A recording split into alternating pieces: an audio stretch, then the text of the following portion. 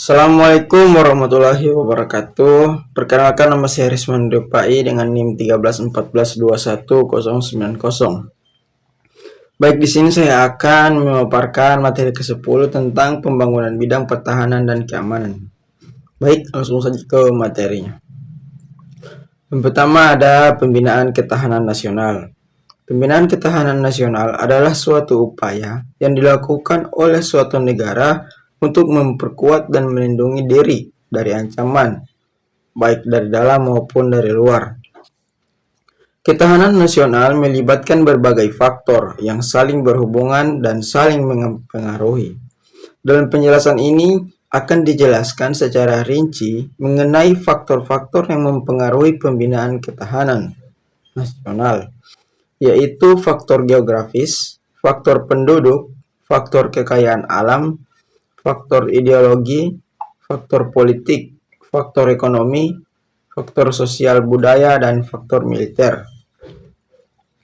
Baik, yang pertama ada faktor geografis. Faktor geografis mencakup letak geografis suatu negara, bentuk topografi, iklim, sumber daya alam, dan aksesibilitas.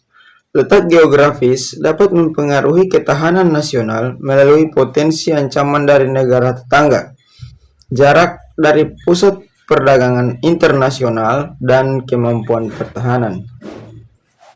Baik, yang kedua ada faktor penduduk. Faktor penduduk mencakup jumlah penduduk, struktur demografis, tingkat pertumbuhan penduduk, komposisi etnis, tingkat pendidikan, dan kualitas sumber daya manusia. Jumlah penduduk yang besar dapat memberikan kekuatan ekonomi dan militer. Yang ketiga ada faktor kekayaan alam. Faktor kekayaan alam mencakup sumber daya alam yang dimiliki suatu negara, seperti minyak, gas, logam, hasil pertanian, dan sumber daya air. Kekayaan alam dapat menjadi sumber kekuatan ekonomi, tetapi juga dapat menjadi sumber konflik dan pertikaian jika tidak dikelola dengan baik.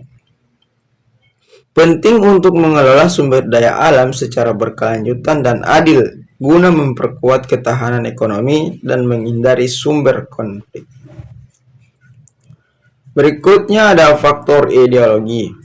Faktor ideologi mencakup sistem nilai, kekayaan, dan prinsip yang dipegang oleh suatu negara. Ideologi dapat menjadi perkara sosial dan politik, mengarahkan kebijakan dalam bidang politik, ekonomi, dan sosial. Ideologi yang kuat dan diterima oleh masyarakat atau penduduk dapat memperkuat identitas nasional dan mengurangi potensi konflik dalam masyarakat. Yang berikut ada faktor politik. Faktor politik mencakup stabilitas politik sistem pemerintahan, keadilan hukum, dan partisipasi politik. Stabilitas politik yang baik merupakan persyaratan untuk pembangunan ekonomi dan sosial yang berkelanjutan, sistem pemerintahan yang efektif dan akurat, keadilan hukum yang berlaku secara adil, serta partisipasi politik yang melibatkan seluruh lapisan masyarakat dapat memperkuat legitimasi pemerintah dan stabilitas negara. Berikutnya ada faktor ekonomi. Faktor ekonomi mencakup pertumbuhan ekonomi, struktur ekonomi, kemandirian ekonomi, akses terhadap sumber daya, ketahanan ekonomi, dan kesejahteraan masyarakat. Pertumbuhan ekonomi yang tinggi dan berkelanjutan sangat penting dalam memperkuat ketahanan nasional. Diversifikasi struktur ekonomi dan kemandirian ekonomi dapat mengurangi ketergantungan terhadap sektor tertentu dan mengurangi kerentanan terhadap goncangan ekonomi global. Akses terhadap sumber daya dan ketahanan ekonomi dapat memperkuat kemampuan negara untuk mengatasi krisis dan memenuhi kebutuhan masyarakat. Berikut ada faktor sosial budaya. Faktor sosial budaya mencakup nilai-nilai, norma, adat istiadat, agama, budaya, politik, dan tingkat kesadaran masyarakat. Nilai-nilai dan norma yang kuat dalam masyarakat dapat memperkuat identitas nasional dan membangun solidaritas sosial agama. Dan budaya politik juga dapat mempengaruhi stabilitas politik dan kohesi sosial. Tingkat kesadaran masyarakat terhadap pentingnya kebersamaan, toleransi, dan keadilan sosial juga penting dalam memperkuat ketahanan nasional. Yang terakhir adalah faktor militer. Faktor militer mencakup kemampuan pertahanan suatu negara, kekuatan militer, modernisasi militer, dan kerjasama pertahanan. Kemampuan pertahanan yang memadai dan profesionalisme militer yang tinggi dapat menjadi penyata utama ketahanan nasional.